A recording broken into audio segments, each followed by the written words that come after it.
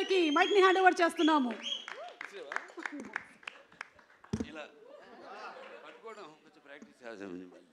అందరికీ నమస్కారం. ఈరోజు మన డాకు మహారాజ్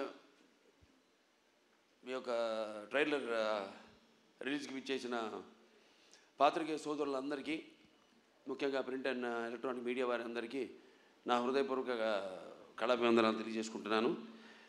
ఈ ఫంక్షను నేను అక్కడ అనంతపూర్లో జరుపుకోవాల్సింది, కానీ మన తిరుమలలో ఈ ముక్కోటి ఏకాదశి సందర్భంగా అక్కడ ఈ తొక్కిసలాటలో కొందరు శివైక్యం కావడం, లింగైక్యం కావడం ఎంతో కలవరపరిచింది. ఎంతో బాధాకరమైన విషయం. అక్కడ జరగవలసింది కాదు, అందుకని దాన్ని అక్కడ రద్దు చేసి ఈరోజు ఇక్కడ జరుపుకోవడం జరుగుతుంది. సరే, లింగైక్యం శివైక్యము పరమపదించిన వారందరూ వారి యొక్క ఆత్మలు శాంతించాలని వారి కుటుంబ సభ్యులందరికీ నా తరఫున, అలాగే మా సినిమా యూనిట్ తరఫున వారికి అందరికీ, మా కుటుంబాలకి మా ప్రగాఢ సానుభూతి తెలియజేసుకుంటున్నాం. ముఖ్యంగా అనంతపూర్ అంటేనే రాయలసీమ డైలాగ్ ఉంది ఇందులో. రాయలసీమ కా నామ్ సునా ఓ మేరా అడ్డా. ఎంతోమంది నిన్న ఎంతో ఆతురతగా ఎదురు చూస్తూ ఉన్నారు ఈ ప్రోగ్రాం కోసం. ఎంతో వ్యయ ప్రయాసాలు కోర్చి ఎంతో దూరం నుంచి కూడా వాళ్ళు రావడం, ఆ పక్క కడప కానివ్వండి, కర్నూలు కానివ్వండి, ఒకటని కాదు, అటు చిత్తూరు కానివ్వండి, అనంతపూర్ కానివ్వండి, లేకపోతే మిగతా ప్రాంతాల నుంచి కానివ్వండి, ఇటు తెలంగాణ నుంచి కానీ అబ్బాయిలందరూ తరలి వచ్చారు అక్కడికి. పేరున వాళ్ళందరికీ ముఖ్యంగా అక్కడ ఇంతవరకు మన రాష్ట్ర అధికారంలో ఉన్నప్పుడు తెలుగుదేశం మొదటిసారి రాష్ట్ర విభజన తర్వాత అక్కడ లైబ్రరీ చైర్మన్ సోదరుడు గౌస్ మొహిద్దీన్కి, అలాగే హెల్పింగ్ హ్యాండ్స్ అనంతపూర్ జగన్ గారికి, అలాగే శ్రీధర్ గారికి, అలాగే చిరంజీవి గారికి, మిగతా అందరూ నా కన్వీనర్ సంత ఉన్నారు, సతీష్ తిలకు, శ్రీధర్ గారు, వాళ్ళందరూ కూడా అందరికీ వాళ్ళు నచ్చజెప్పి ఇలా ఎందుకు మనం చేయాల్సి వచ్చిందో వాళ్ళందరూ శాంతపరిచినందుకు, వాళ్ళ ఆవేశాన్ని చల్లబరిచినందుకు, ఎప్పుడూ ఒక క్రమశిక్షణ కలిగిన సైనికులు నా అభిమానులు. భావస్థురాణి జన్మాంతర సౌహృదాణి అంటారు. పోయిన జన్మలో ఎంతోమందితో పరిచయం ఉన్నా ఈ జన్మలో ఒకళ్ళని దాన్ని పొందగలుగుతాం. కానీ ఎన్ని లక్షల, వేల లక్షల కోట్ల మంది అభిమానులు పొందడం అంటే అది నా పూర్వజన్మ సుకృతంగా, అది ఏ జన్మజన్మన అనుబంధమో, ఏ రుణానుబంధమో, ఏ విడలేని అనుబంధమో కదా అని నాకు అనిపిస్తూ ఉంటుంది. నేను ఈ జీవితంలో ఎంత పొందానంటే ముందు నేను గొప్పగా చెప్పగలిగింది, ముందుగా నాకు ధన్యమైన జన్మనిచ్చి నన్ను మీ అందరి గుండెల్లో ఆయన ప్రతిరూపంగా నిలిపినందుకు దైవాంశ సంభూతులు, అలాగే విశ్వానికే విశ్వ నట రూపం ఎలా ఉంటుందో చూపించిన నా తండ్రి, నా గురువు, నా దైవం, కారణ జన్ముడు, విశ్వవిఖ్యాత నట సార్వభౌమ నటరత్న, తెలుగుదేశం పార్టీ వ్యవస్థాపకులు డాక్టర్ పద్మశ్రీ నందమూరి తారక రామారావు గారికి, మరి అది ఆ పుణ్య దంపతులు, మా అమ్మగారు బసవరామ తారకం గారి, డింబి బసవరామ తారకం గారి బిడ్డగా పుట్టినందుకు ఆ పుణ్య దంపతులకు, అలాగే ఆ కళమ్మ తల్లికి నా కృతజ్ఞతలు తెలియజేసుకుంటూ, ఇటువంటి అభిమానుల్ని నాకు ఇచ్చినందుకు ఆ దేవుడికి నా కృతజ్ఞతలు తెలియజేసుకుంటూ, ఇప్పుడు మన సినిమాకి వస్తే డాకు మహారాజ్ ఎన్నో వైవిధ్యమైన పాత్రలు చేసుకుంటూ వస్తున్నాను. నాన్నగారిలాగా ఆయన పౌరాణికాలు నటిస్తే పాత్రలు ప్రాణాలు పోసుకున్నాయి, ఆయన జానపదాలు చేస్తే సామజమనగరమాలు అయ్యాయి. అలాగే ఇట్లా ప్రతి పాత్ర మన దేశంలోనే కాదు ప్రపంచంలో చూస్తే ఎవరు అసలు చేయని పాత్రలు ఎన్నో చేసి ఆయన అటు ఒక నటనాచార్యుడిగా, అలాగే ప్రతి పాత్రలో అణువణువుని నింపుకుని నటనకు ప్రాణం పోసిన ఒక నటధీశాలిగా, మరి అటు ఆయన చేసిన పాత్రలన్నీ చూసి కూడా అటు కళమ్మ తల్లి కళకళలాడింది, కర్నూలు పండుగ చేసుకుంది, గలగల నవ్వింది. అలాగే ఆ వారసత్వాన్ని పుణికిపుచ్చుకుని ఈ ఎన్నో వైవిధ్యమైన పాత్రలు, పౌరాణికాలు కానివ్వండి, జానపదాలు కానివ్వండి, సాంఘికాలు కానివ్వండి, first Indian social fiction, science fiction Aditya 369 లాంటి సినిమా కానీ, ఒక భైరవ దీపం కానివ్వండి, ఇటువంటి ఎన్నో నేపథ్యాలు ఉన్న సినిమాలు అటు సాంఘికం, జానపదాలు, పౌరాణికాలు చేయడం జరిగింది. అలాగే ఇప్పుడు మన అఖండ అయితేనేమి, దాని తర్వాత వీరసింహారెడ్డి అయితేనేమి, తర్వాత నేలకొండ భగవంత్ కేసరి అయితేనేమి, ఇప్పుడు రేపు రాబోతున్న ఈ 12 విడుదల కాబోతున్న మన డాకు మహారాజ్ అయితేనేమి. ఇందాక చెప్పారు డైరెక్టర్ గారు, డాకు మహారాజ్ డిస్కషన్స్ అప్పుడు ఏదో ఒక లైన్ అనుకున్నాం, అది సరిగ్గా మాకు నేను కనెక్ట్ కాలేకపోతున్నాను. దానికి ఏదో ఒక పాత కథలాగా అనిపించింది. మళ్ళీ ఎందుకంటే ఆల్వేస్ రీసెర్చ్, ఎప్పుడు నా మీద నేను రీసెర్చ్ చేసుకుంటున్నా, అభిమానులు ఏం కోరుకుంటున్నారు నా నుంచి. అలాగే ఒక నేలకొండ భగవత్ కేసులో ఒక ఇన్స్పెక్టర్ క్యారెక్టర్ని నేను చెప్పడం జరిగింది. దాన్ని అంతకుముందు ఆ పాత్ర లేదు. అలా దాన్ని బ్రహ్మాండంగా మలిచారు డైరెక్టర్ అయితేనేమి, ఆ రచయితలు అయితేనేమి. అలాగే ఈ సినిమాలో కూడా ఆదిత్య 369లో శ్రీకృష్ణదేవరాయల మారువేషంలో వచ్చి కృష్ణకుమార్ని కాపాడడం, అది అలా ఉండిపోయింది. ఫ్యాన్స్ అందరి గుండెల్లో కూడా ఉండిపోయింది ఆ పాత్ర. అటువంటి పాత్రలో కనిపిస్తే నేను బాగుంటుంది, సినిమా ఫుల్ లెంత్ కనపడితే బాగుంటుంది అనుకున్నాను. సో దాన్ని నేను వ్యక్తపరచడం జరిగింది. ఏమండి, మన ఫ్యాన్స్ ఉన్నారు, ముందు వాళ్ళని డిసప్పాయింట్ చేయకూడదు మనం. నాన్నగారు ఒక సర్దార్ పాపారాయుడు అయితేనేమి అటువంటి ఒక గెటప్లో మనకు కనిపిస్తే బాగుంటుంది అని అనుకున్నాం. అక్కడి నుంచి స్టార్ట్ అయింది కదా మా ప్రయాణం.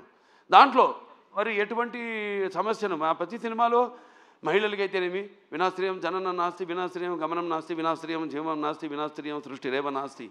ప్రతి సినిమాలో కూడా మహిళలకు ఒక ప్రత్యేకమైన ఇంపార్టెన్స్ ఉంటుంది.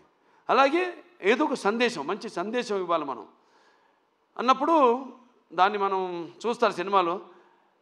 మొత్తం చెప్పేస్తే ఎలా, రేపు ఏ సమస్యను మేము తీసుకున్నాం, అసలు దాని మీద మన తెలుగు వాళ్ళ గొప్పతనం ఏంటి అన్నది కూడా ఈ సినిమా ద్వారా చెప్పడం జరిగింది. ఇలా ఒక కథను బ్రహ్మాండంగా మళ్ళీ డైరెక్టర్ గారు దాన్ని కన్సీవ్ చేసుకుని, మళ్ళీ ఆయన టీము మోహన్ కృష్ణ గారు అంతా ఉన్నారు, అందరు కలిసి ఒక బ్రహ్మాండంగా ఉన్న కథగా దాన్ని రూపొందించారు. అదే మన డాకు మహారాజ్. టైటిల్ వచ్చేసరికి మన డాకు మహారాజ్ అంటే ఎలా ఉంటుంది అన్నది ఒక చిన్న అనుమానం ఉండేది. దాన్ని కూడా బాగా జాగ్రత్తగా ప్లాన్ చేసి, ఇప్పుడు ఎలాగైతే మేము ముందు టీజర్ రిలీజ్ చేసాం, టీజర్లో ఏం చెప్పాలా, కొంచెం చప్పగా ఉందనుకున్నారు. తర్వాత ట్రైలర్ రిలీజ్ చేసాం, మొదటి ట్రైలర్ పర్లేదన్నారు. ఇప్పుడు విడుదల చేస్తాం ఈరోజు అసలైన ట్రైలర్. అంటే ఏదైతే అభిమానులు కోరుకుంటారో, అభిమానులే కాదు, ఏదైతే జనం బాలకృష్ణ నుంచి కోరుకుంటారో మొత్తం అంతా పొందుపరిచి ఈ ట్రైలర్ని రిలీజ్ చేయడం జరిగింది. ఇవాళ అద్భుతమైన స్పందన వస్తుంది. సో సినిమా అంటే కేవలం ఎంతోమంది నటీనటులున్నారు ఇక్కడ.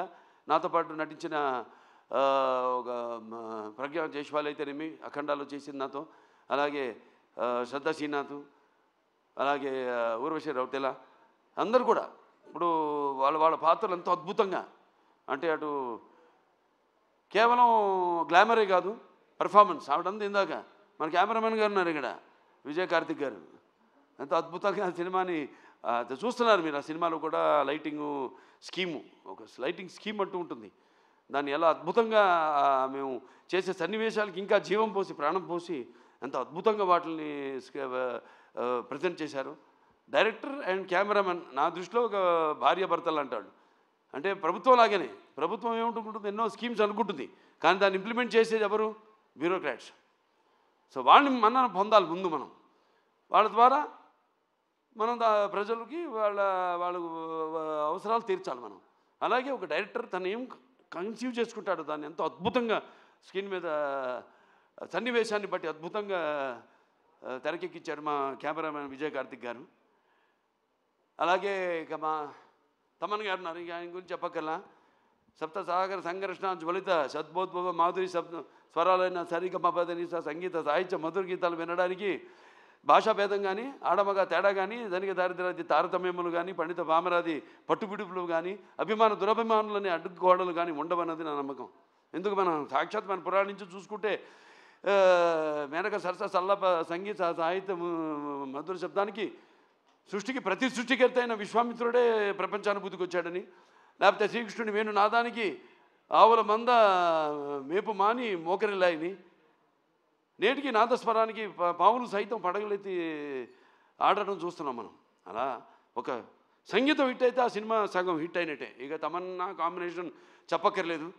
అఖండాతో సబ్బూఫర్లు బ్లాస్ట్ చేశాడు. ఇప్పుడే ఇక్కడ ఈ మన ట్రైలర్ చూపించినప్పుడు కూడా స్పీకర్లు పడిపోయినాయి ఇక్కడ. సో అంటే నేను చెప్పేది కథను బట్టి ఎలా సినిమాకి ద్విగుణీకృతం చేయడం. సినిమాలో ఉన్న మేము ఎంత నటించినా, డైరెక్టర్ ఎంత తీసినా, ఒక కెమెరామెన్, ఒక మ్యూజిక్ డైరెక్టర్, ఒక ఎడిటర్. ఈ సందర్భంగా ఎడిటర్ రూపన్ గారిని, రంజన్ గారిని నేను మెచ్చుకోవాలి. అద్భుతంగా చేశారు వాళ్ళు, చాలా అద్భుతంగా. ఎందుకంటే ఈ సినిమా అనేది వీళ్ళ ముగ్గురు చేతుల్లో ఉంటుంది. మనం చేసిన తప్పులు అయితేనేమి, లేకపోతే మన యాక్టింగ్లో తీసిన విధానంలో అయితేనేమి, లేకపోతే చేసిన విధానంలో అయితేనేమి, ఏమి కొన్ని కొన్ని చిన్న చిన్న లోటుపాట్లు ఉన్నా అవన్నీ కవర్ చేసేది వీళ్ళు ముగ్గురే. అద్భుతంగా చేశారు వాళ్ళు. వాళ్ళకి అప్పగించిన పనులు వాళ్ళు అద్భుతంగా న్యాయం చేశారు వాటికి. అలాగే ఇక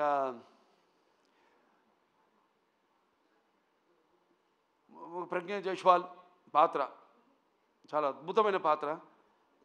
ఏదైతే ఆవిడకి ఉందో ఇమేజ్, మా కాంబినేషన్లో ఏదైతే ఉందో, ఆవిడ అన్ని పాత్రలకి సరిపోతాను నేను అంట్లా. కాకపోతే మా కాంబినేషన్ ఒక గౌరవం ఉంది, మా ఇద్దరి కాంబినేషన్కి ఒక ప్రత్యేకమైన స్థానం ఉంది. మేము కనబడితే ఒక హుందాతనం, ఒక ఆరాధనా భావం కలుగుతుంది ప్రజల్లో. దాన్ని మేము అలా ఇక్కడ దాన్ని ఆ పాత్ర అలా వచ్చింది. ఆ పాత్రకి ఎవరు బాగుంటారని అనుకున్నప్పుడు వెంటనే డైరెక్టర్ గారితో, మన నాగవంశీ గారితో చర్చించడం జరిగింది. వెంటనే ఆవిడ అంగీకరించడం, నమ్మకం, నా మీద నమ్మకం. ముఖ్యంగా కథ కూడా పెద్ద అడగదు ఆవిడ, ఓ అని ఒక నమ్మకం. అలాగే ఇక మా శ్రద్ధా శ్రీనాథ్ గారు ఉన్నారు. ఇక very versatile and very potential artist. ఎన్నో ఎక్స్ట్రాడినరీ పర్ఫార్మెన్సెస్ ఇచ్చిన, అంటే అవకాశం దొరికినప్పుడు జారబెట్టకుండా అద్భుతంగా తను ఇంతకుముందు సినిమాల్లో తన టాలెంట్ ఏదో తను ప్రూవ్ చేసుకుంటూ, ఏదో వచ్చే సినిమాలు ఒప్పుకోకుండా చాలా జాగ్రత్తగా తనకి మంచి పేరు వచ్చే పాత్ర అయితేనే తను ఒప్పుకోవడం. అలాగే ఈ సినిమాలు చూస్తారు రేపు, ఎంత అద్భుతమైన పాత్ర ఆవిడది. అలాగే పేర్లు కూడా అలాగే కుదిరినాయి.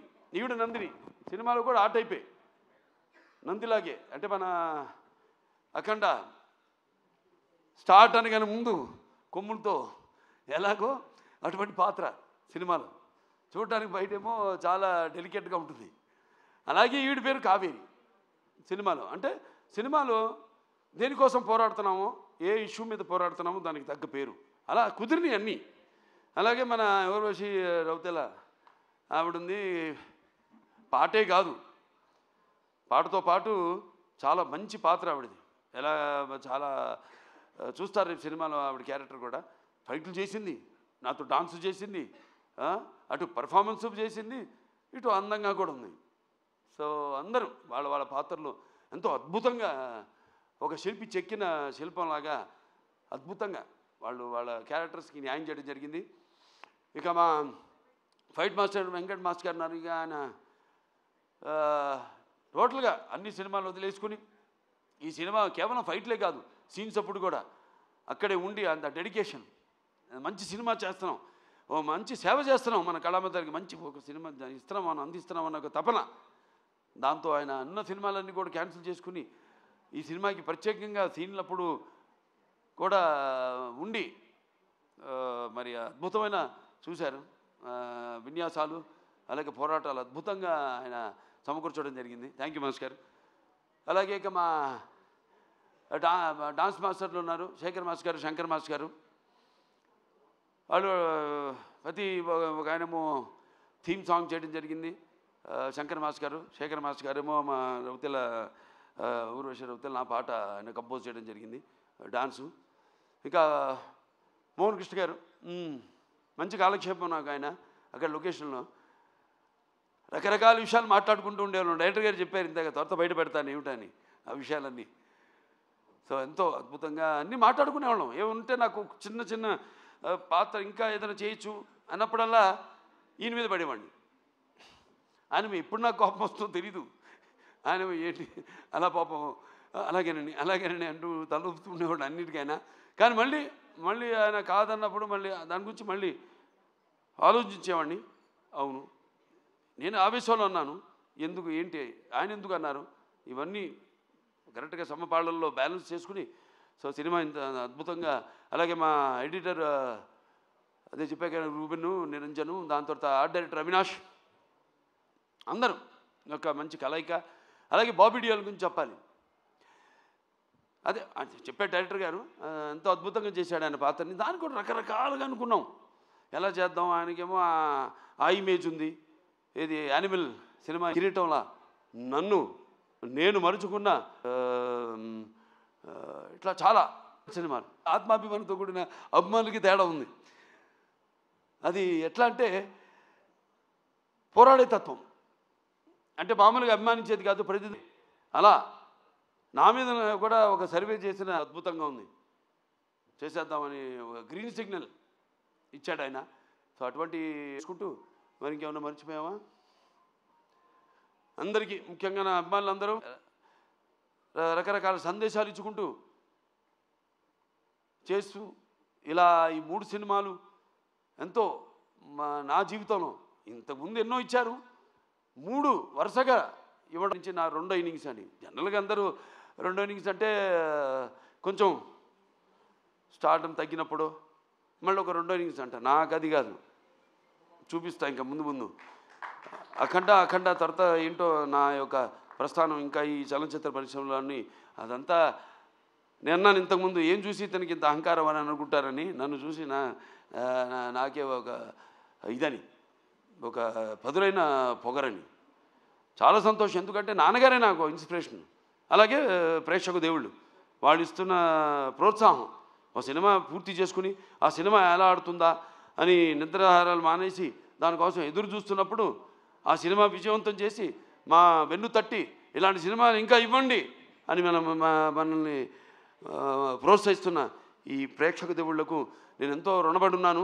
నా అభిమానులకు నేను చేస్తున్న ఏదో ఈ క్యాన్సర్ హాస్పిటల్ ద్వారానో లేకపోతే ఒక హిందూపూర్ ప్రజాప్రతినిధిగాను ఎమ్మెల్యేగాను నేను కాకుండా ఒక కళాకారుడిగా కూడా నేను చేస్తున్న దానికి ఇన్స్పైర్ అయ్యి ఆదర్శంగా తీసుకుని ఎంతోమంది అభిమానులు కూడా వాళ్ళు ఎన్నో సాంఘిక సంక్షేమ కార్యక్రమాలు చేపడుతున్నారు.